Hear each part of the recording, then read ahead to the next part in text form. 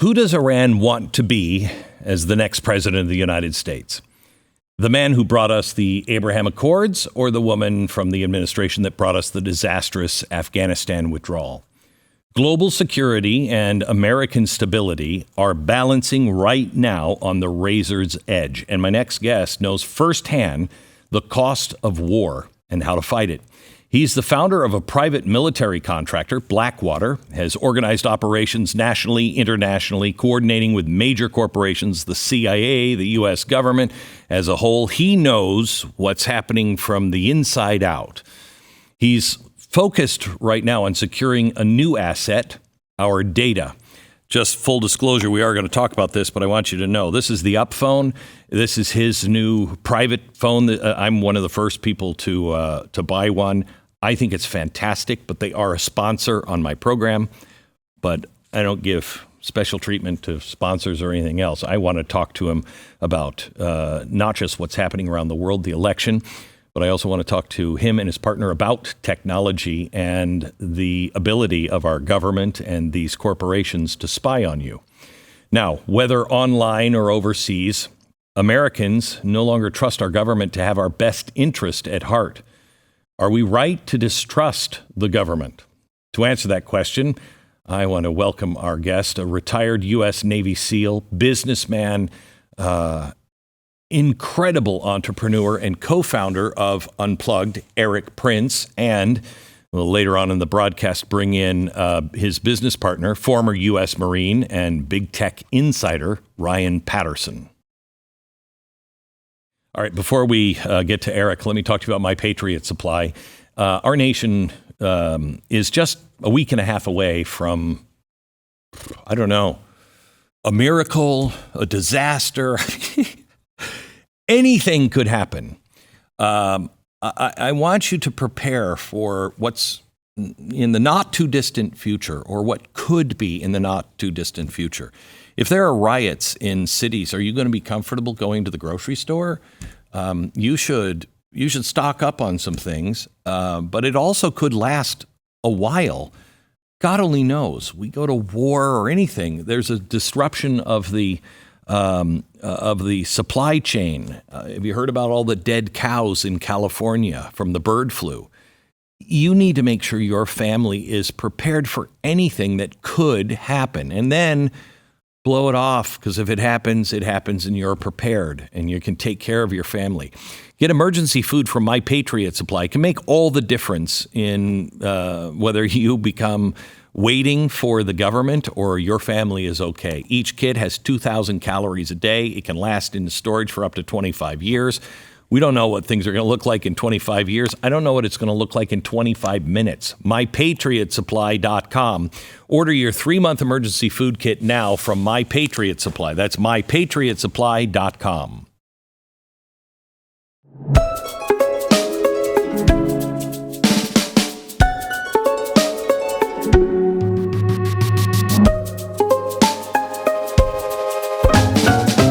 Welcome to the program, Erik. Nice to have you here. Nice to be here.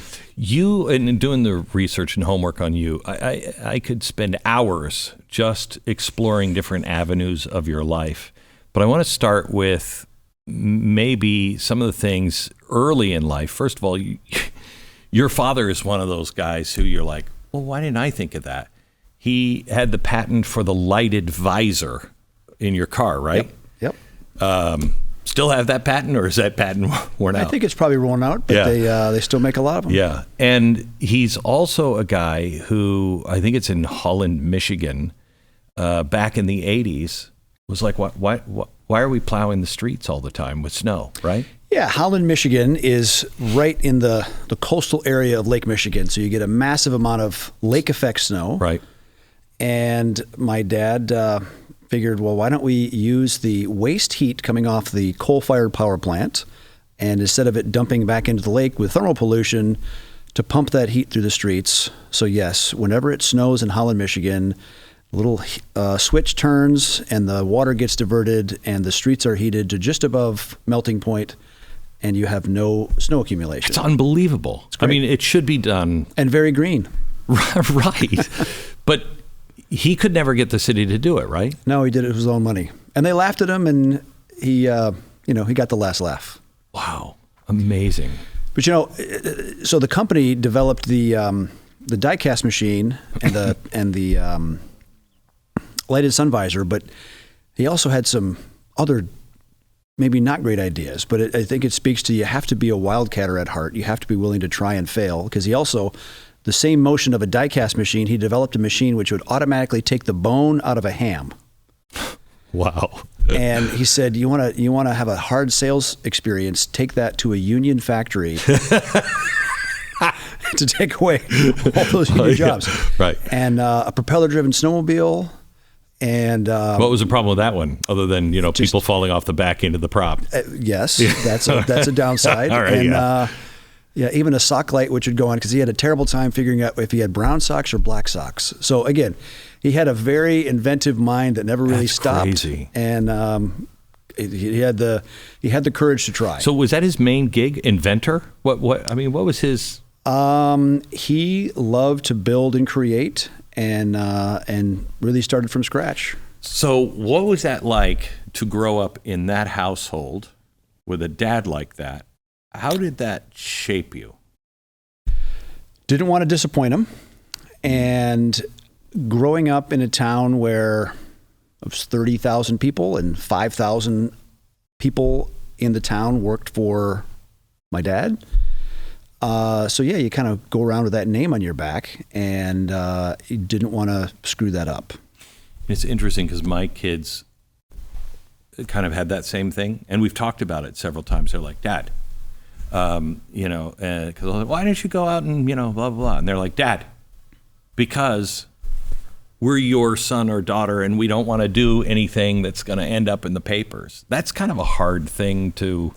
Yeah, but where you're afraid to make mistakes because you don't want to harm the family name. Well, I've made plenty of mistakes, right? And but to keep going and learn and adjust. I guess as a kid, I wanted to try to make the most of whatever I was blessed with, education-wise and all the rest. Yeah. And with education, you started at the Naval Academy. I did. And then you transferred to Hillsdale. I left after 3 semesters. I loved the Navy, but not so much the Academy, because even then, the Academy was getting woke and politically correct already back in the 80s. Because you imagine as crazy as a university has gotten, imagine one run by the federal government. Mm. And that was very much the case. So like, what was the beginning that you saw? Double standards on admissions and grading and even placement of people in units. And I believe the military should be an absolutely equal opportunity on everything. Who's the best? But viciously merit-based. Yeah. Because it is literally life and death matter. Yeah. And when the military has deviated from that, and that's a much bigger problem set that would probably take more time than we have. Yeah. How did you find Hillsdale? What was your experience like? It was really excellent. I shifted. I left the academy in mid-December and rolled into Hillsdale 2 weeks later. And it was also at a unique time taking political science classes. And I actually had, for one of my main professors, was a guy who was a law school classmate of Mikhail Gorbachev. Oh my gosh. As the Soviet Union is collapsing. Wow. So he's reading the Soviet newspapers, et cetera, in real time and interpreting it to the class. It was fantastic and a really good economic education. You were against communism at an early age. Didn't you have an experience when you were like 7 in Berlin? Yes. What was that? My dad was invited to the Soviet Union because they wanted to buy die-cast machines from him. Wow. And so he went. And he did not like the experience at all, the surveillance and just the control of it all. And so he wanted the rest of the family to do that. And so we actually road tripped in a Chevy van across Eastern Europe, 1976. I spent my 7th birthday in Berlin. And so even as a 7-year-old... East or West? Both. Wow. Drove in through the Czech Republic, or Czechoslovakia. Yeah. And so even as a 7-year-old, seeing the guns and the dogs and the tank traps and the minefields, Achtung Meinen signs everywhere. you can kind of figure out that this barrier keeping people in is not such a great look for communism. And I remember the only color that you could see was the big red star on a lot of the buildings. Yeah, even parts of Poland now still have that kind of depressing, kind of gray. Yeah, that dingy. It's from burning all that bad coal. Yeah. So you wanted to serve. You became a Navy SEAL. I went to the academy planning to be a pilot because my dad had aviation in the business, and so I was kind of exposed to that, and I loved flying. Went to the academy with that plan, but when I was there, I remember the two SEAL liaisons came down and gave a presentation the spring of plebe year, and they said, if you want to join us for a PT for a workout, come to this field 5:30 the next morning. So I showed up, and they said, today we're just going to run a mile. Get a partner. Put them on your shoulders. Wow. And I was hooked. And so I really... Yeah, that would hook me. I left the academy with the plan of going back in through ROTC or OCS or something to be a SEAL because I wanted to serve, and that was a really good experience. And when were you in? 92 through 96.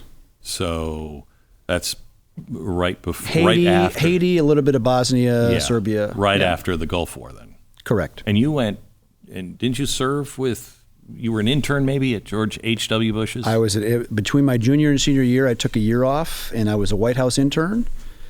And that was also a real eye-opening experience because you kind of get this image of I'm going to work at the White House, and I think it was going to be a collection of altruistic patriots, and it was kind of a pit of snakes. And I did about 6 months there, and then 6 months on Capitol Hill, and that thoroughly vaccinated me from any desire of working in Washington. Yeah, my son went out for, 2 weeks, and he was working, trying to set some political things up. He was just interning with somebody, and he called me up 3 days into it. I never want to be a part of this. I never want to be a part of politics. He said, it is ugly, and it is. And I think Churchill had it right. He said, in war you die once, but in politics you can die every day. That's exactly right. Exactly right.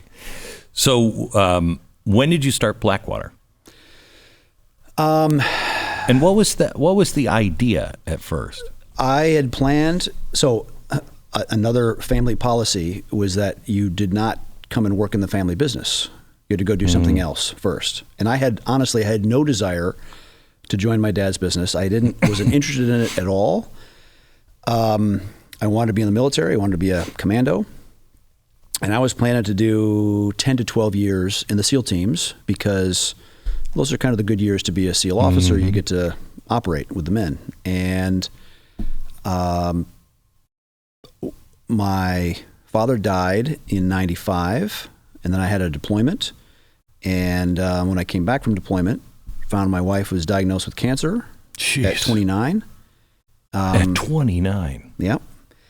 And so I got out. But, SEAL teams have been using private facilities since the 1970s, but no one had done anything on an industrial scale, big one. And I wanted to do something local so that the guys could train and still make it home in time for dinner. Because the year before I deployed, we were gone training 10 out of 12 months, which is hard to have a work-life family balance. Correct. And so getting out of the Navy earlier than I planned to, building Blackwater became my goal because I wanted to stay connected to the SEAL teams. And so that's how it worked. And it really started as a training operation, which is what the teams needed. But at the same time, I took over. So we sold the big mothership, the company of my dad that made automotive parts, but the machinery business was smaller. It was 250 employees. And I took that over and took it through a lean transition, really based on the Toyota production system to get more efficient. And so doing that at the same time really one guided the other to make Blackwater into a integrated, efficient contractor. Because what does the military do? It recruits, vets, equips, trains, deploys, supports people. And how do you do that as efficiently as possible? And which the government doesn't do. And that's tying back to the Hillsdale Austrian economics education. The most essential piece of information the market needs is price, because price tells you how much something is valued. And that's literally that's the problem with the military. That's the problem with government. They have no appreciation for what price is. And if you can't value it, then you use an infinite amount of it. I just heard Elon Musk say when he was approached by the government with SpaceX, he said they didn't care about price. Yeah. Well, I mean, I don't even understand that world. It's not their money. He's like, well, surely you will want it for cheaper. And he's like, they don't care. But look what led to the destruction of the Soviet Union, the collapse. I know. They had no information of what price is, so you can't value it. Whether you have too much grain, not enough grain, too many truck tires, whatever it is, that's the problem with government.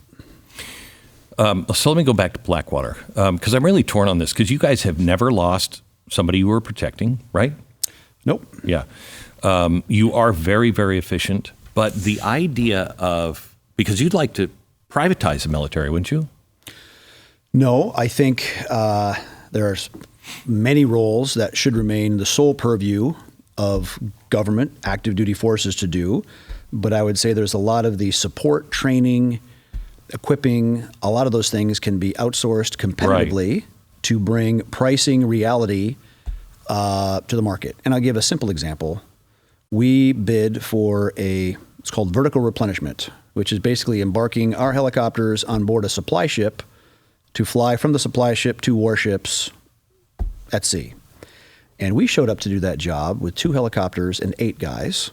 The Navy showed up to do it with 2 helicopters and 35 guys. Oh my gosh. And for every 35 they had deployed, they had another 70 back stateside waiting to deploy, training, whatever else. So very simple to see who's going to do that cheaper. Because those 8 people, I had to pay very well. They were highly experienced. The 35 plus 70, the admiral that chose to have that many numbers, he didn't have to pay for them. And so letting a lot of those things be bid out competitively, that's why Musk is crushing because he's the only real private operator operating in space. He knows what his cost is. And he said, well, we're going to make it 1,000 times cheaper to put a payload in orbit. Okay. And he's done it. So can that happen with the military?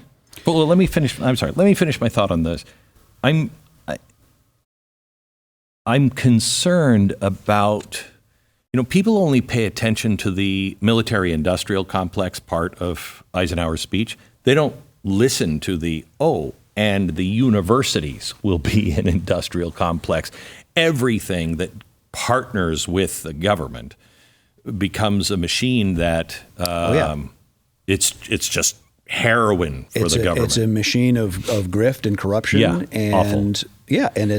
That's problematic and why our republic has so many problems. Right. So how do we balance that to where we don't add to the military industrial complex to where we've privatized so much that there's the incentive of, hey, let's go to war some more. Let's make some more stuff. Very fair concern and criticism. We used to have 100 plus major defense contractors. The Clinton administration consolidated it down to 5. And so you get even more cartel behavior when you're over consolidated. It's an antitrust situation.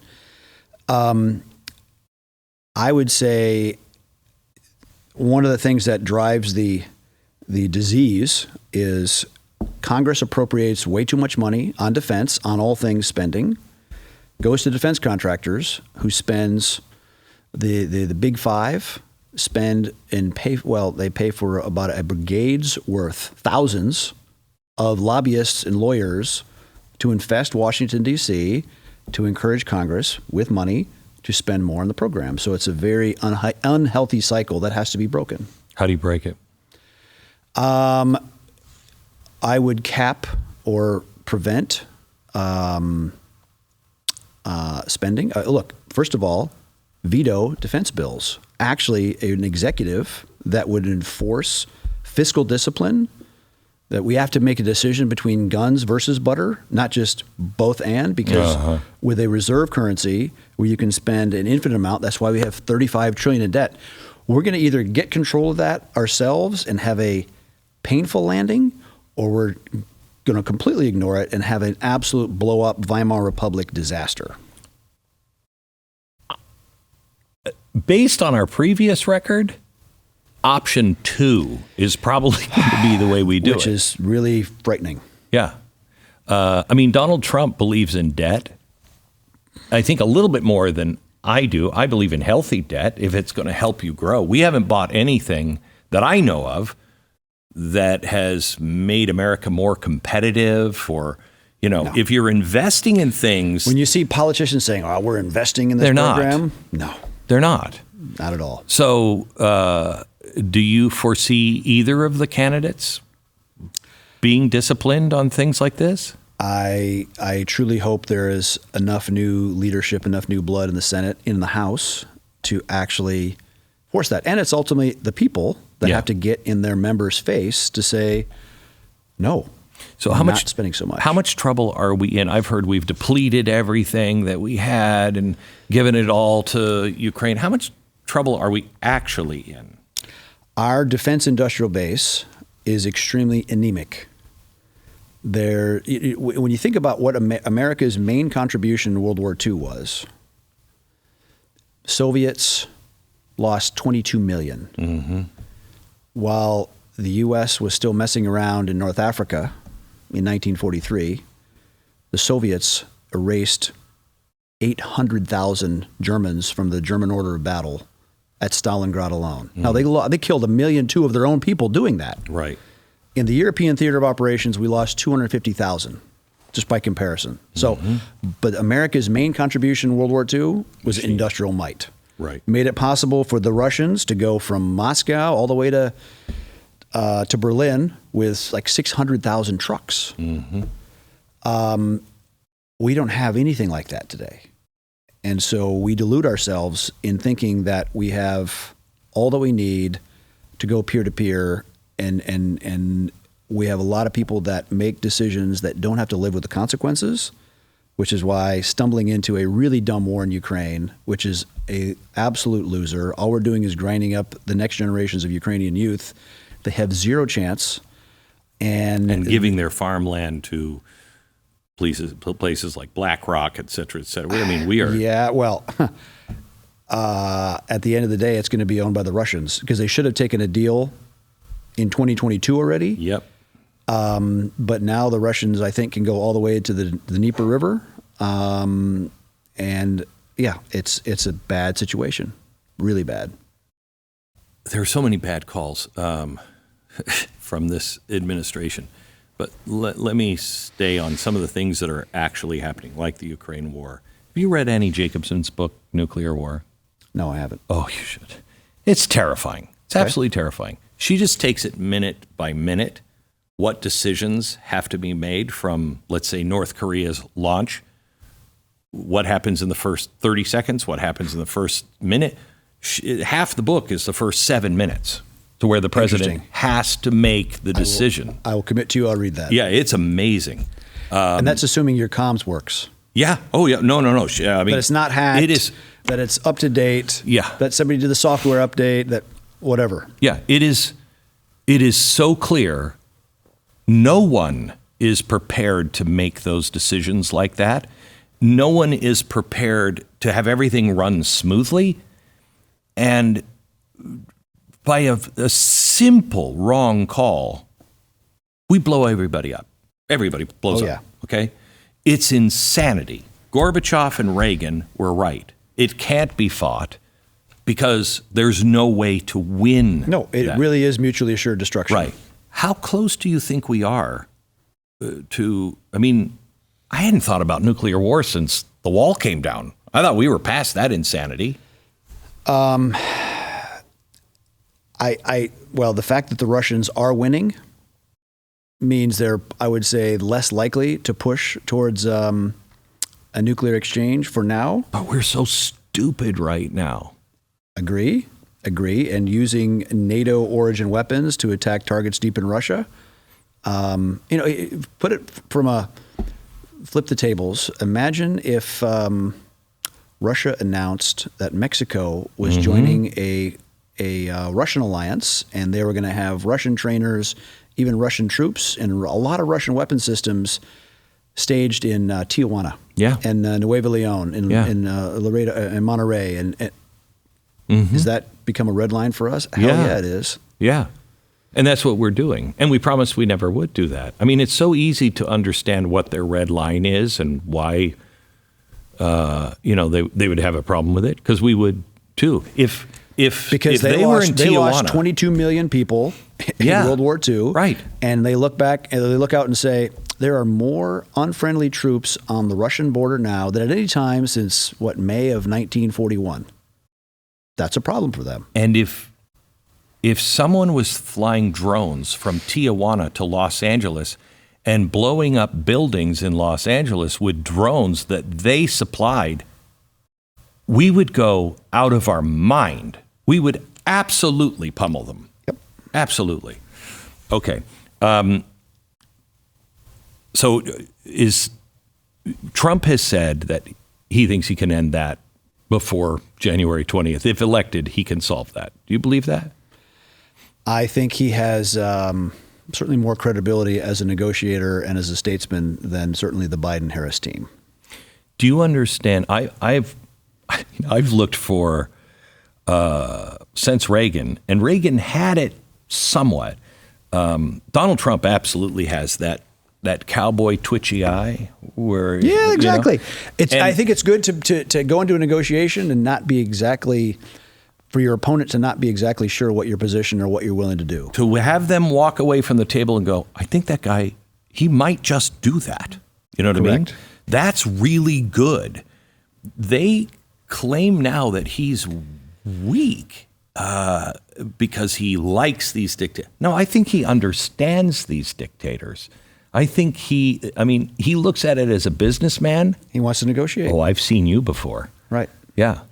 And because of the way he's negotiated before for even Trump Tower, I'm going to pull the pin on this grenade and just leave it here on your table, if that's okay. And look, I think it's very important to have serious people in those roles to interact with your opponents. Yes. Right? Who did the Biden administration send to negotiate with Putin before they invaded? They sent Wendy Sherman, the Assistant Secretary of State. Nice lady. She was a social worker before. She's the woman who testified in front of Congress, right? And she was like, she couldn't, who would you think should replace the leadership of Hamas?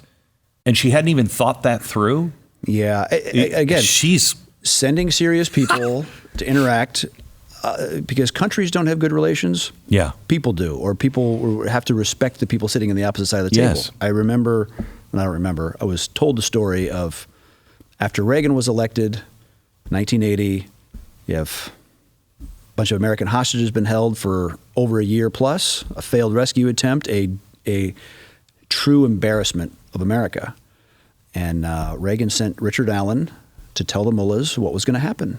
And Dick Allen goes with his very large hands and very large Scotch-Irish jaw, and he said, if the hostages are not released by the time the president makes it from the Capitol to the White House, we're going to turn you into the Stone Age. Simple. Message sent. And sure enough, the hostages were out and flying out by the time Reagan made it to the White House. So you don't believe this new history of this, that Carter did all of it. Reagan sent people in to slow it down until... No way. Okay. No way. Okay. I didn't either, but... No. The only thing I would say, because Carter got his butt kicked, I mean, everywhere in Afghanistan. Not as bad as Biden, but yes. True. Yeah. Carter should be happy. The best 100th birthday present is that he's not the worst president in the last century. Yeah. Carter got his butt kicked, but he at least signed a couple of covert action findings to actually go back at the Soviet Union, which weren't really acted upon until Reagan took office. But the whole thing about the hostages, no, that was the mullahs were laughing at the Carter team. Let's just finish up on a couple of things with war. Israel and Iran. I mean, this is so crazy. We had a peace deal. We had the Middle East coming together. Now we've driven the Soviet Union into the arms of China, Russia, and Iran. Yeah, look, the strategic goal of the United States and our policy was to keep German industry away from combining with Russian resources. And now we've stumbled into pushing Russian resources into the hands of the Chinese Communist Party, not an alliance that is in any way good for the West. What the Israelis have done, I think they, obviously a massive screw up of their security services, that it's very dangerous to assume that what your enemy has done in the past is what they'll do in the future, and they won't adapt, and to be way too reliant on signals intelligence. But I think the Israelis definitely messed up in Gaza. They blundered into the fight that Hamas wanted to have. They had 300 miles of tunnels built where they're storing weapons, using them for maneuver, hostages, and obviously the amount of civilian casualties and carnage that kind of urban combat causes is bad. I tried to give them a better option. I brought the best of Texas to Israel, the very best horizontal drilling technology, literally the same guys that do the drilling for Exxon and for SpaceX, to drill from inside Israel into Gaza, flood all the tunnels, basically turn Gaza into a duck impoundment. Oh my gosh. So you can take away the arms caches, take away their maneuver, and flush all the hostages to the surface, because they don't want dead hostages either, because they can't negotiate with dead hostages. And they didn't do it. And I think they were blocked ultimately by the Pentagon, which is really too bad, because the Gaza operation would have been finished months ago if they flooded everything and taken away that maneuver. Because I think the Pentagon is incapable of thinking unconventionally, and they resort to the same playbook, and dropping bombs in heavily civilian areas in Gaza is a bad look for the civilians. It's bad for the civilians, and it's ultimately bad for the IDF. So what did you think? Who can complain about water? No.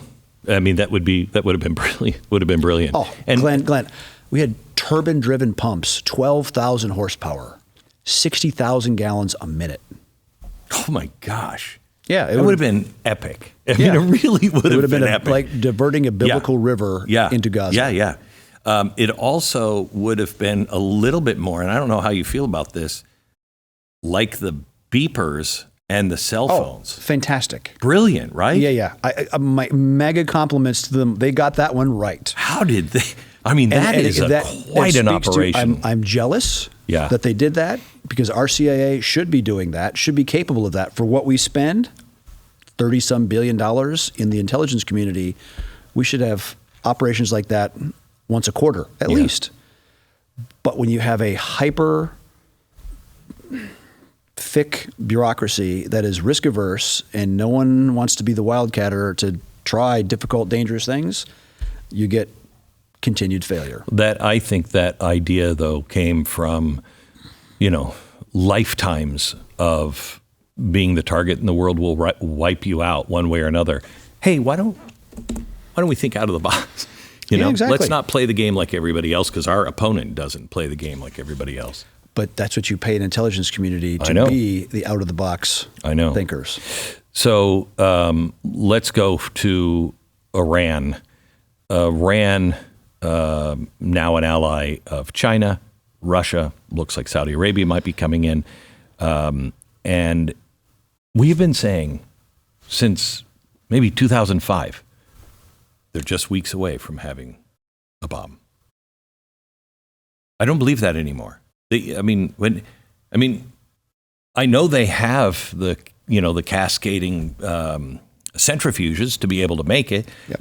I just don't know if they have it or they don't, but I can't believe they're just a couple of weeks from having it. I think because the mullahs are religious zealots that are kind of the, more dangerous type that would love to hasten the return of the promised one. With the hidden imam. I think there are those in Iran, when they say they're willing to clack it off if they've got it. They're willing to. Yeah, they are willing to. They don't care. It'll cause chaos, which will bring the promised one back. And so those guys scare me. Who's actually in charge, and what do you think they have, and how much of a danger are they? just first to the Middle East, and then I want to talk about our relationship that seems to be happening. Iran with a known nuke obviously changes the dynamic because they would use that as a sledgehammer over everyone's heads. After using one, or just saying they have one? Or having a visible test somewhere. Okay. And who knows? Maybe they bought one from the Pakistanis. Yes. Maybe they bought one from A.Q. Khan, right? The guy who gave the nuke tech to the Pacs in the first place. So them with a nuke changes everything. Their surrogate war, which they've been using in Lebanon and Iraq and Yemen and other places, they're pretty good at that. And they cause a lot of pain and a lot of mayhem. But their regime is extremely unpopular in Iran. And I think the Israelis missed the opportunity. Great work on the pagers and the walkie-talkies. 2 years ago, there was the Women Life Freedom protests. We had millions of people, women and kids, in the streets protesting because they didn't want to have to wear an abaya or a hijab to listen to rock and roll music and drink Coca-Cola. Right. And a missed opportunity to use that to really push out the regime because it is exceedingly unpopular. And really only the Iranian Revolutionary Guard Corps and the Quds Force and the Basij are the only elements that they keep a forcible control with. If they had provided the means of the people to get rid of those, in Iran under some kind of a secular or pluralistic government would be amazing. Amazing. Because they're good people. When you look at the central role that Persia has played in the Middle East, and even the pluralism of Zoroastrianism and all those things long before Islam even arrived, because you have smart people, hardworking people, lots of natural resources, and 90 million of them, it would drag the Middle East in a very developed direction of freedom. But first of all, I want to come back to helping the people on the streets. We continue to miss our opportunity on that, as does everybody else. But can Israel strike inside of Iran and not hurt the people, just hurt the regime? They've certainly degraded their nuclear scientist population. Them trying to do deep strikes on their nuclear program, that's hard. That's a hard logistic thing to do with refueling and having aircraft heavy enough to carry a very deep penetration bomb. Because what did the Iranians do? They just went deeper and deeper and deeper under more and more concrete. So they could hit the oil infrastructure, which really hurts the people and their ability to survive. So I'd say, predictably, my prediction would be they smack any element of regime power, whether it's the state security headquarters, the Basij, the IRGC, those kind of targets. So now let me switch here to us. Somebody in the DOD, Pentagon, leaked confidential files. Highly confidential. Yeah. Explain, first of all, what was released, and then I want to talk to you about we seem to have an administration and people whose loyalties seem to be with some of our biggest enemies. And I think some of those people are coming from the highest levels of this administration. I think it's exceedingly dangerous to have anyone of any mixed loyalty in any position of responsibility and authority, and especially with a high security clearance. The person in question was the chief of staff to the Assistant Secretary of Defense for Special Operations. So that's effectively, you have a Secretary of the Army for the Army, Secretary of the Navy for the Navy. The ASD Solik is the Secretary for all Special Operations. And so they would see any of that kind of plans and intentions, targets, and supposedly that was leaked on a Telegram channel to the Iranians. Really bad, exceedingly bad. And so... Let's stop. What does that do to our relationship with Israel? That explains exactly why they didn't give any foreknowledge of the pager operation. Correct. Or of the strike that took out Nasrallah, the leader of Hezbollah. Or because when the United States has become that leaky and that unreliable of a partner, then that makes people hunker down and say, no one's coming, it's up to us. Yeah. And they got to solve it by themselves. Yeah. Why haven't we firmly identified the leaker yet? Why have some of these others who have... Maybe those counterintelligence assets are chasing pissed off parents from school boards yet. That can't be it. Well, what is our relationship in the administration with Iran? We had a pallet of cash. I don't know if you've ever seen the multiple pallets. Yeah, the money that we printed during Second World War for the Middle East and for Hawaii. Have you ever seen these? No, I haven't. So I have a couple of them in the museum next door. They have the seal of the Treasury. One is brown, and I think the other one is purple. Okay. The purple was shipped over to Hawaii. The brown was shipped to the Middle East. And we flew all that cash in, but we marked it so if it ever fell into the wrong hands, we could say, if you see a purple seal, it's no longer good. You see a brown seal, it's no longer good. Interesting. We just flew pallets of cash to the biggest terrorist organization without marking it, we'd know how they were spending that cash if it had been marked. Sure. What is wrong with us? What is I fail to understand any way other than we're on the wrong side. It's typical of a bloated government that has gotten used to not just used to, completely embracing a culture of no accountability. Whether it's the Secret Service that doesn't protect presidential candidates, to a military that fails to deliver victories against goat herders in Afghanistan or against insurgents in Iraq, or, the first thing you learn when you join the Navy is the mission of the Navy: power projection, sea control, choke point control. The U.S. Navy has been defeated in Yemen. We've allowed an Iranian surrogate with Iranian weapons to shut off one of the world's major shipping ways, completely in contravention to any kind of credibility of the U.S. Navy. So we have setback after setback, and no one has been fired. Not for Afghanistan, not for losing Iraq. And yes, we have lost Iraq because every significant decision in Iraq is made in Tehran. It's not made in Baghdad. Mm-hmm. So all that blood and treasure for nothing. If you're a veteran over the last 25 years, you have a right to be pissed off. Oh, yeah. However, I have a new theory on this.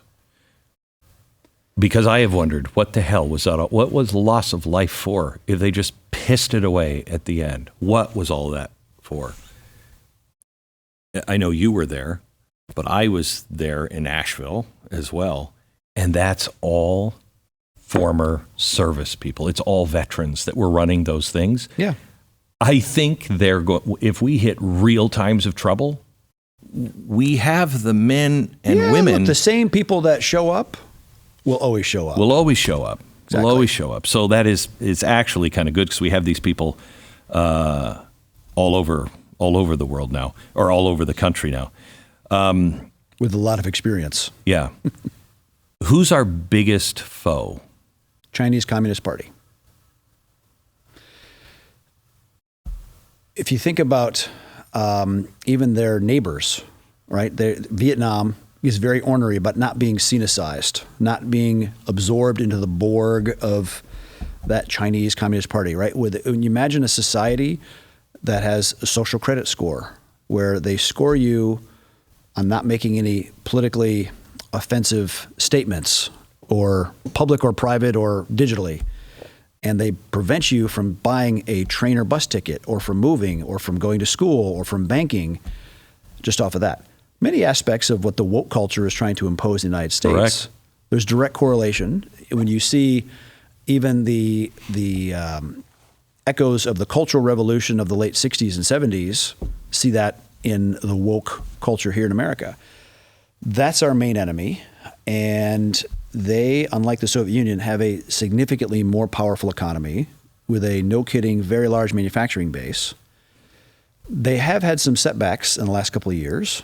They were truly scared of Donald Trump as a president because of the tariffs and the trade control that he actually pushed back. Because they were like the neighbor that kept moving their fence into your yard 6 inches a year. Right. And Trump is the first one that came along ever and said, hey, get the hell back on your side of the line. So they were truly concerned about that. But the now Xi has made himself basically a dictator for life, because usually they would stay for 10 years, and now he's in his third term, and will be forever because he's removed any other obstacles to his rule. And the anti-corruption campaign has really crushed the entrepreneur class. If you think of like a Jack Ma, who's a true unicorn. He was an English, like a high school English teacher, and he builds Alibaba, massive online portal, doing everything, and then gone. He disappears, and he resurfaces, a year later, lecturing in a kindergarten or an elementary school in rural China, and they said he'd embraced supervision. How Orwellian is that? Wow. And so they've done that to many of their very big entrepreneurs, and so their economy is hurting. So they have a very expensive military that they built a lot of industrial capability, drones and missiles and all the rest. And you have every general that's around Xi Jinping has bought that position. As politically compromised as many of our flag officers are, it's worse in China, much worse, because they bought those positions because it's a corruption thing. But all of them are saying, yeah, we can take Taiwan. Put us in, coach. Let us use our new shiny stuff. It's a very, very dangerous mix. If we happen to elect Kamala Harris and we continue with this weakness in policy, I cannot imagine that people like Xi Jinping and all of our enemies around the world aren't just salivating for that opportunity. Yeah, look, they smell the weakness, and you see the amount of setbacks that we're having everywhere. Like I said, in Yemen, in Iraq, in Afghanistan, in throughout Africa, right? You get pushed out by jihadis out of bases in the Sahel. There's not one place the U.S. military can point to say, yes, there was an insurgency and we finished it. We put that fire out. Not one. They keep saying, the left keeps saying that Putin, China, Iran, they all want Donald Trump to win.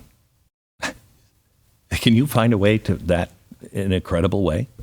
I cannot. Why would they want someone that would actually stand up to their increasing, I would say, bellicose activity running amok? I mean, look, the Russian economy is doing fine. The Russian ruble is doing fine. The we haven't hurt them. No. Haven't hurt them. The overuse of sanctions, and we delude ourselves, and we're really, in the end, screwing our own economy. Yeah. Which is, that whole thing was World Economic Forum kind of 101, those sanctions. I mean, that's the, when McDonald's said, we're not going to shut down. We have too much there. And then all the banks and everything called them, and 2 days later, they're like, we are on board. We're shutting all of McDonald's down. That tells you there's another game being played, and it's a public-private partnership with stakeholders that are, you're going to play ball or you're not going to have a ball. Yeah, but ultimately, military victories drive diplomatic breakthroughs. And the Russian bear is still hungry, and it's gnawing away. And in a war of attrition, size matters. And it's Ukraine is now at the point that they are losing more every day than they're able to recruit every day. It's a really bad inflection point. You look at all the threats on the horizon, and then I think of what Lincoln said about, society that is built on freedom. If it would ever go down, it would have to be done by suicide.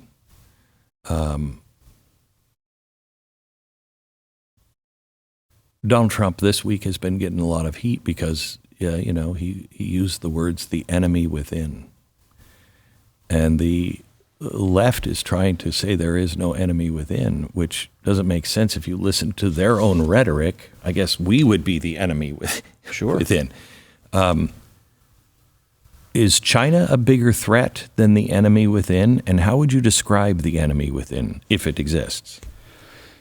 Well, when you join the military, you swear to defend the Constitution against all enemies, foreign and domestic. Mm-hmm. So already, someone had actually thought about domestic threats to the Constitution.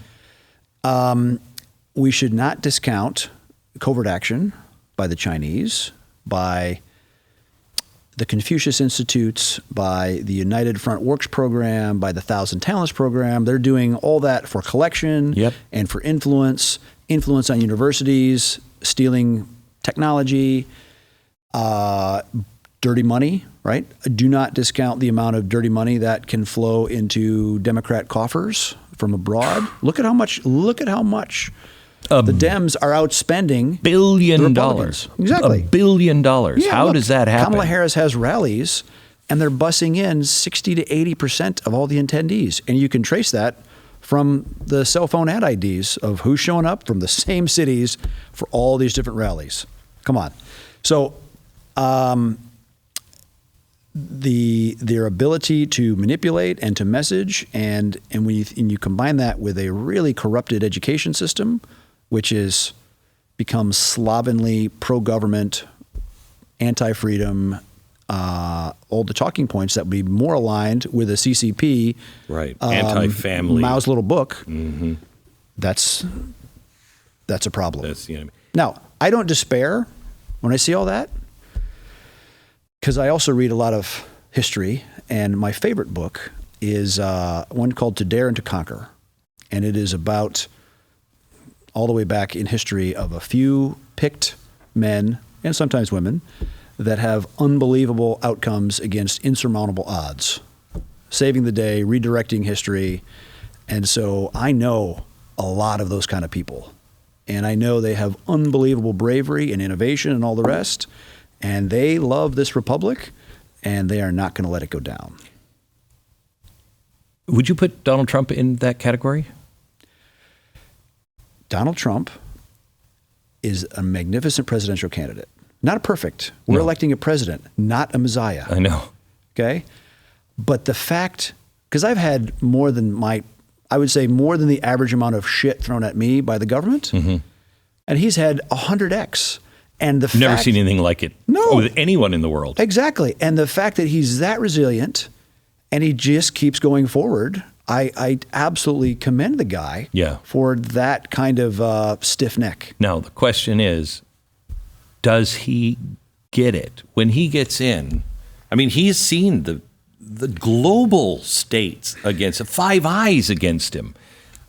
Sure. If he definitely made some mistakes in personnel the first go. And I don't think he really ever controlled his national security apparatus. No. And if he has not learned his lesson at this point, then it's impossible for him to learn that lesson. Yeah. So I think he will hopefully do that. Because look, all these things are reformable. When you have minority tyranny of crazies dragging us in the weird direction, I think most of America is actually quite normal. They know which bathroom to use. Yes. They want the normal things that actually made America successful and wealthy and free in the process, regardless of what country they came from. I think that's why Biden won, because they sold him as he's not crazy. He's a Democrat. He's not anti-American. We're going to return to normalcy. Yeah, and we didn't. Veered hard left. Right. And a successful Trump presidency would be that the 5 counties around Washington, D.C. have a lower real estate value by the time it's done. I told Donald Trump, I said, please, you're a real estate guy. Say the ones that really have to worry are the people in the Beltway area, because they should sell their houses now because they're going to be worthless soon. Glenn, 70% of the federal government is still doing remote work. This nonsense carryover from COVID. So you have 70% of these bureaucrats in Washington not showing up, not even showing up for work. Simple, baby. Yeah. Gone. I want to bring your partner in for something, and I have to state this for a podcast. Erik and his partner have created Unplugged, which is a company that is a sponsor of this program. But I think I was one of the first people to buy one, was I? Yep. And they are fabulous, fabulous phones that provide security and Privacy. Privacy. Data sovereignty. Peace of mind. So come on in. Come on in. Before we bring Ryan in, I want to tell you about American financing. Here's what I would like you to do. Find about 10 minutes or so in your day. Do it today if possible. Give American Financing a call. The old phrase of, you don't know what you don't know is so apt and so appropriate for this time period, especially if you're dealing with credit card debt and the credit card interest between 20 and 35%. You'll never get out of debt unless you're paying that off fully at the end of each month. That kind of debt with that interest rate can just destroy you. I've been talking about American financing now for, I don't even know, 15 years, something like that. They have been taking care of listeners and viewers just like you that whole time, and they don't work for the banks. They work for you. Tapping into your home's equity to pay down your debt could be an answer that you need, but they have several answers. So give American Financing a call. You might be surprised at what your options are that you didn't even know you had.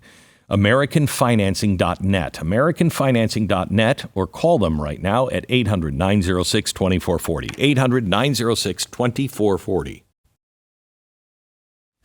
Ryan Paterson, how are you? Good, Glenn. Good. Thanks for having us. Yeah, so I want to piggyback now. Before we fully go into this, I want to piggyback on what China is doing.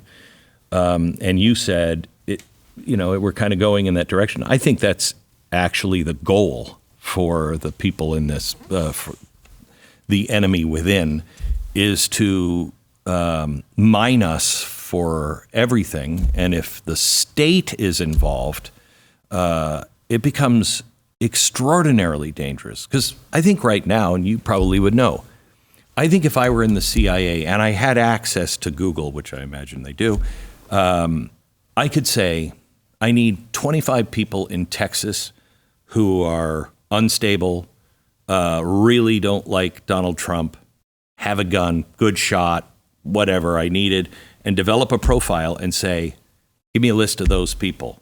I could probably have that in a couple of minutes. And then I could say, now, let's turn them into killers. Manchurian stuff, but you don't need to bring them to Russia. They won't even know that they've been turned. We're kind of in this place where soon free will could be a thing of the past, where you don't know if you made the decision or you were turned, right? Or at least nudged in one direction. Yes, right. Yeah, this whole problem. Well, after 9/11, the advertising companies, which were collecting a lot of data to sell advertising, started looking for needles in a stack of needles to try to find other people of the same profile of the 19 that crashed into the World Trade Center. And that grew to it started an insatiable appetite of government for data. Yeah. And then when you combine that with smartphones, which actively collect off of every app sitting on the phone to export that user data, it's where we are today. It's really created an industry called surveillance capitalism. Yeah, and it's terrifying because they know it. They know you better than you know yourself. Your phone knows what you're going to do before it even clicks in your brain. Your phone knows what you're about to click. It'll pause a thing in the right place, but your phone is anticipating what you're going to do before it even registers in your head. 5 years ago, I was walking down the street in Los Angeles, and we were talking as a group. We're walking down the street, and I don't know how this came up, but I said, who was the king of Sweden back in like 43 or 39. Who was that? And we were going back and forth. And guy takes his phone out and he goes to Google and he put W, and it came up. Who was the king of Sweden in 1938 or whatever? Yeah. And we just stood around because going, the microphone's listening. Oh my gosh, that is terrifying. And all the companies deny that it's listening. Right. But it's like it has just come out. Like there was an article a few months ago, and somebody was selling. Like, we can provide you data to what the conversations are happening in rooms that you're not in. And it was up for about a week. Your phone sitting on your nightstand, listening to pillow talk with your spouse. I know. Whoa. I know. I think, honestly, I've never been a fan of the Third Amendment of the Bill of Rights. I'm like, okay, we're not going to quarter soldiers. They're quartering soldiers in our homes through this. The point of that was the king can't send somebody into the home to go through your papers, go through your information, listen to your conversations to try to find something on you. That's what this is. And it is worse than that, because just a few months ago, Congress passed the FISA. It wasn't just a reauthorization, it was a massive expansion, right? FISA is the Foreign Intelligence Surveillance Act. Mm-hmm. But now, big Washington expanded that so that any of this commercial data, which belongs to the apps or the other phones, the other phone handset guys, any federal agent can demand that information on Glenn Beck with no warrant and not even with probable cause. So lets them do a full digital fishing expedition on a mere whim. That is worse than Orwell. It's worse than George Orwell could even imagine. I remember 2003, somebody came into my office and, this is, I was against FISA. I was for FISA until for a week. And then I'm like, wait, I think this is a real problem. And I remember somebody coming in and saying, look at the technology that we have. In a good way, they were saying, look how we can find terrorists. And they had, if they knew these people are terrorists in this house, they also knew all of their contacts and where their contacts and allies lived. If their power usage went down, it automatically checked for their friends to see if the power usage or the water usage had gone up. It also checked trains, airplanes, every way of traveling to see where that person went. That's like 2003 or 4. It was, yeah. I worked for an agency called DARPA a couple of times, and I was there in 2003 to 2006, and I remember some of the programs there. And look, I was a uniform-wearing Marine at the time. We were still reeling from 9/11. And I thought, yeah, this makes a lot of sense. There are all these novel data sources, and if you put enough data sources together, you can find some real insight. The issue has become, we don't have to put them together anymore. Like, we carry them with us all the time. Everywhere we go, every movement that we make. And it's not just Apple and Google, right? Every application on your phone, they're collecting data on you. The applications have trackers built into them. Every advertisement that is delivered to your computer, phone, tablet has trackers in it, and they track everything, screen size. Because the Google and Apple phone are built to interact with those apps, to harvest and extract that data, to know where you go, what you buy, who you call, what you browse. That's why we did the Unplugged phone, because it's the antithesis of that. Because it's our hardware, our operating system, which prevents those apps from putting their hooks in and exporting any of that data. It's the only antidote to that kind of pervasive big brother, big government, big tech surveillance. Yeah. So this is for public-private partnerships. You're worried about private companies getting your information and that information going to either them in the way they want to use it or colluding with the government. But the government could hack into pretty much anything, can't they? They're pretty strong. There's lots of pathways. Says the guy from DARPA. So the thing about this is the government doesn't have to collude with Apple or Google. They can just get it. Yeah, this is now right. All of this infrastructure was put in order to sell advertisements, more targeted, better advertisements to get a better click-through rate of what you do. Like, I want to deliver the ad on your phone, Glenn, that I know you'll click in action. And so that's what all of this data collection has been about. It's about selling advertisements. And so now all of that data is sitting out there in about 5 or 6 different brokers for purchase. And we know from not much, like $1,000 in a credit card. You can, I mean, the things that you can do. I did it on my own company headquarters, and we wanted to see like how precise can we get. And we had a small office in a rural town in Virginia. It was in a historic home. We drew a little box around it, and we said, collect all the advertising IDs that come in and out of this office more than 3 times in 1 week. And we're like, those are probably the employees. Like our customers don't come by all that often. And then we said, okay, let's see where those phones have been for the last 90 days. Now let's follow those advertising IDs for the next 90 days.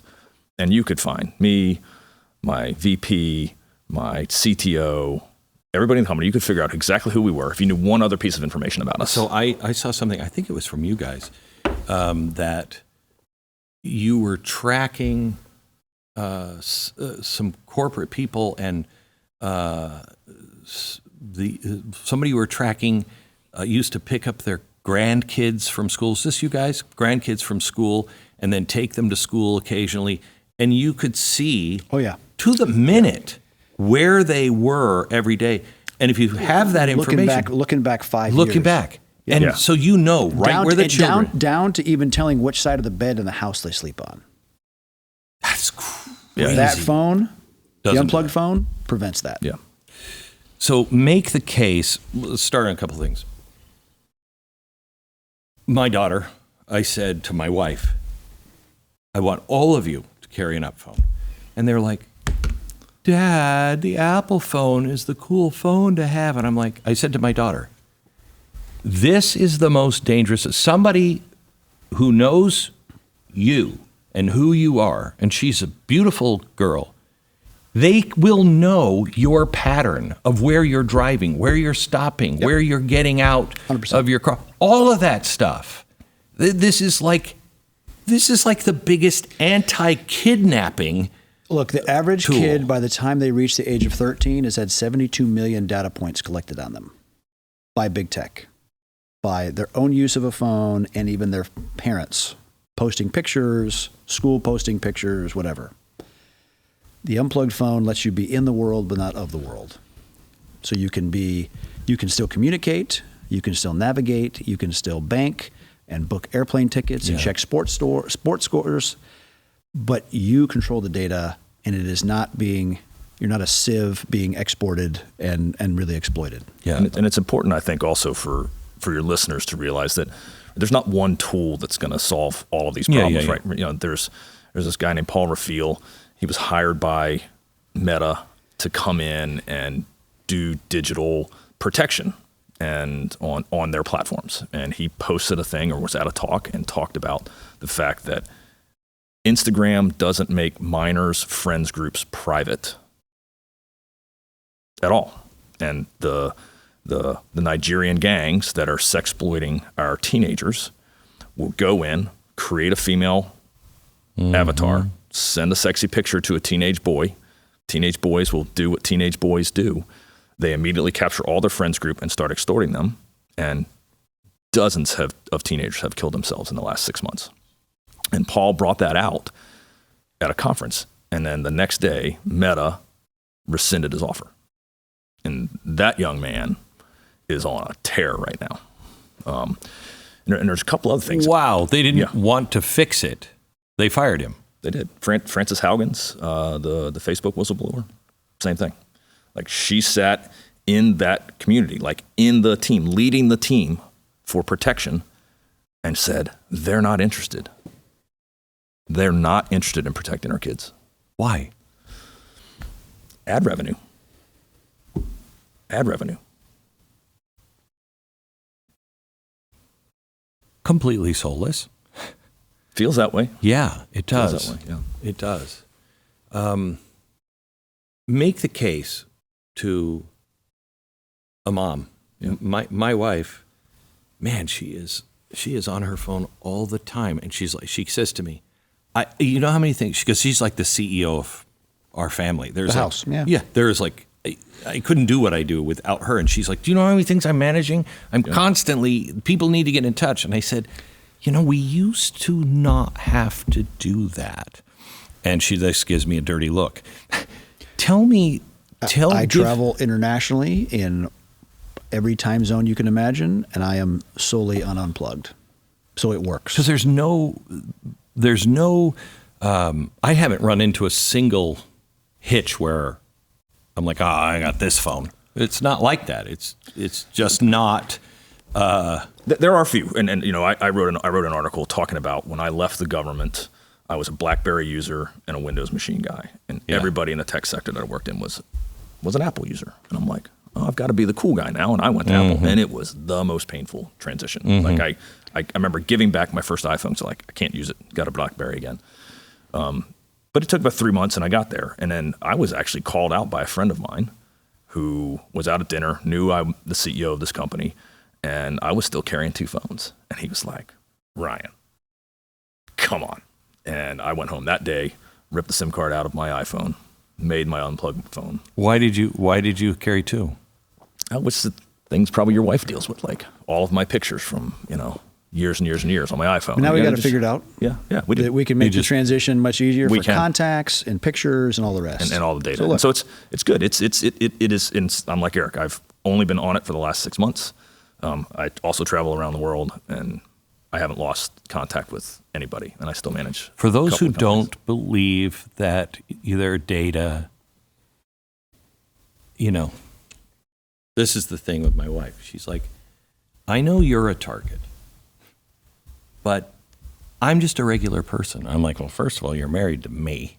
So if I'm a target, you're a target. But I have so many friends that when I first came out and said, what do you have Alexa in your house for? Yeah. What are you doing? What are you doing? They just blow it off. It's not gonna. I don't have anything to hide. Yeah, or they got everything anyway. Yeah. Can you make an argument? It's like a boiled frog. I will not be boiled. I'll give one very specific example: identity theft. So, knowing where you've been, knowing where you go, knowing who you're with, would give a criminal organization the ability to voice verify into your bank account. Happened to me as a former Marine and government employee. My SF-86, the document that we put together to get a clearance, was hacked by the Chinese out of the database of the government who had protected our data. And they had everything, everywhere I've lived. My brothers, and they voice verified in, and in one day, $40,000 left one of my accounts. And I couldn't get the bank to shut it down. They're like, there might be somebody else on the account, or somebody else just voice verified in with the correct information. And I said, I'm telling you, shut the account down. And so the amount of data, again, this is commercial data that anybody with a credit card can buy. And if you don't think criminals have thought about how to leverage it for that purpose, you're wrong. Not to mention, highly politicized federal agents run amok, right? Because if you give a jackass a gun and a badge, you get a bigger jackass, and that's my concern about the FISA expansion, is the amount of data that is collected in the commercial sphere that is now available to any government agent to go on a fishing expedition because you went to a school board meeting, because you went to a political rally, because you went to hear buy a gun, went to a gun show, because you went and heard a controversial sermon. And with all of the data points they have, and you don't have it, they can pretty much, I think, make maybe not a winnable case if it's on the facts, but they can make somebody look really guilty. Well, and they also, not? Yeah, they can, and they use this data to get the probable cause to then unleash the rest of the government, the people that can hack, the people that can get a search warrant, the people that can enter your home, right? So this is commercial data that's purchasable, and they use it. They absolutely, there's article after article where they don't even have to purchase it anymore. Now they can just demand it. Right. They can demand it to do their own fishing expedition on a whim. It's the antithesis of the Constitution. And this phone resulted from a rage call between myself and a friend after the 2020 election, seeing they were canceling certain voices and platforms and all the rest. And that's why we wanted our device with our own hardware, our own store, I mean, heck, we even have a dating app for people that are unvaccinated, which was thrown off the other guy's stores just because we believe in freedom. And this would have prevented or not the government just going to the phone companies and say, tell me everybody who was here. On January 6th? Yeah. Prevented it. Well, so no ad ID. Yeah, the ad IDs are what they used. Right. So, the government can still go to AT&T and look at triangulation, but it's not the precision. I mean, if you're a murderer. It's not the precision that the ad IDs get. That, Erik said, what side of the house you're on. Which side of the house am I currently on? Am I in my office? Am I in my kitchen? Why do they need to know that? I don't know that they need to, but the they advertisers do, to figure out how to push you car ads, clothing ads, movie, whatever it is they're pushing. But it is now the commercial industry give an inch, and government's taking it to a mile of extremis. I think when people look at the technology that we have right now, they only see the upside. They just fail to believe that the government would do nefarious things, which I don't understand anymore. I mean, I was naive once, but I'm not stupid. And look, this goes beyond whoever you're voting for in November, right? So I first learned about this danger, and it was from my liberal friends in San Francisco in the tech space after the Patriot Act came out. They were like, oh boy, like this is a slippery slope. We should be really careful. And that's what FISA is. And look, there are conservative groups and the Electronic Frontier Foundation, which is not a conservative group out of San Francisco, saying this FISA thing is horrible for everybody. Because again, we've got Biden-Harris now, it might be Trump. There are people that are going to disagree with that. And then all of a sudden, like if we start allowing our government, whichever party, to criminalize things that they can't see, but now they can because of this data, it's really scary if you want to think about that whiplash that's going to go every time the party changes. To a free society. I have to tell you that my researchers came to me yesterday and they said, Glenn, we can't find anything on Ryan. We can't find anything on Ryan. And I said, well, everybody has a footprint. And they're like, not an easy one. I think it's you and that kid from Pennsylvania that have no footprint. Yours is reduced, but he had none. And so I'm wondering. There's some purposefulness in that, for sure. I mean, there's also people that have written things about me that are out there. Yeah. But it's interesting because you find everything, you find everything. I can find anything about anybody. You know this.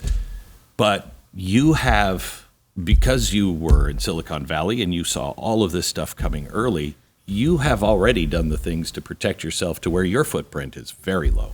There's a really funny story when my kids were still in high school, and like the Google Maps Street View came out, and like you could dive in, and like everybody was at school and they were on their computer diving in, and my daughter went in, and so there's a way you can go in and like tell Google Maps, this is my house, you may not show it, and it puts like this big green curtain in front of your house. I want that. And because I had seen the Street View, and there was a picture of my son on a trampoline. He was upside down, just on a flip. You could see my dad's car in the driveway, and I was like, oh no. We were doing some work in counter human trafficking. My company was formed around my kitchen table. And so my daughter's scrolling through, and like, she's like, put my address in, and it comes up, and it's this big green cloud. She goes, Dad. So is it true? I heard this from Tucker in the hallway. I was at one of his events, and we were talking, and he said, "Oh, you know, Ryan? No, not really. I mean, we met a couple." I said to him the other day, you said to him, "What are you doing this weekend?" And he had something, normal. And he said, "What are you doing?" Do you know this? He said, I just spent the day. We took a helicopter up and jumped out of the helicopter. Is it not you? No, that's not me. Really? That's because that would have been me. That was you? Unbelievable. I've only jumped out of a perfectly good airplane once. I don't care who did it. That's nuts. That's nuts. Yeah. You just did that for fun some Saturday. It's with one of your kids. Yeah. Hanging out with my son. Yeah. That's the way my son and I hang out. Not ever. Yeah. Thank you guys so much for what you do. I want to, before we leave, I want to ask you both about Elon Musk. God bless Elon Musk. Right? What a genius. My great regret is that I didn't meet him in the early 2000s when he was starting, because BW was cash flowing then. Imagine if I was Elon Musk's business partner. Yeah. What a dangerous combo that would have been. Oh my gosh. I mean, and I think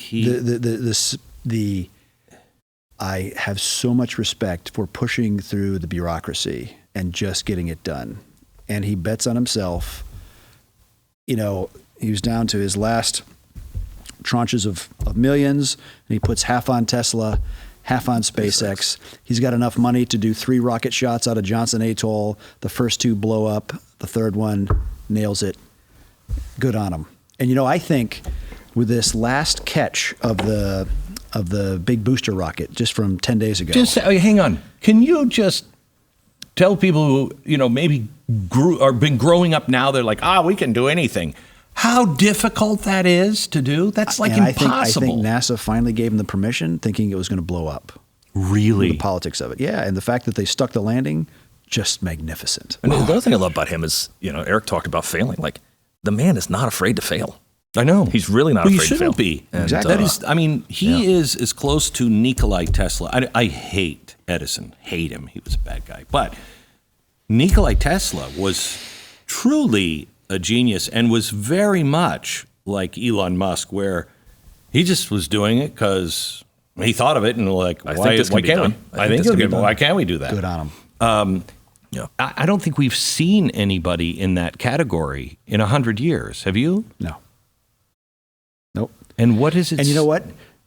That level of talent can only flourish in America, because we still have enough irreverence for authority to find a way through. He couldn't do that in the European Union. No. He couldn't do it in Africa or Asia because of the supply chain, but he can do it in America. And that's they're doing their best to stop him. They are. They're trying now, for sure. There's no reason somebody should have that much money, should be that successful. That's so dangerous. That is, they jail him, they kill him, they take his companies down for whatever political reason. That is, to me, that represents the end of America. We talked about the Chinese Communist Party smashing their entrepreneur class. Right. Yes. Keeping control, because the party must be in control. That's exactly what the Democrat Party wants to do. Wow. And a bunch of people are asking Elon to put together a secure phone. Like, people are realizing it, and we're like, we got that. We got you. Like, we have not spent a lot of money doing this. It works. It's capable. It's flowing out into the public. Bring it. It's great. Yeah, it's great. We started delivering. We got 10,000 phones in May, and we're pretty much sold out of that. Yep. And we got another 10,000 arriving in 2 weeks. Good. Just in time for Christmas. Good. Unplugged.com. I'm going to have to charge you now for that. /Glenn. All right. Thanks, guys. Appreciate it. Thanks, Ben. God bless you. Cheers. Thank you.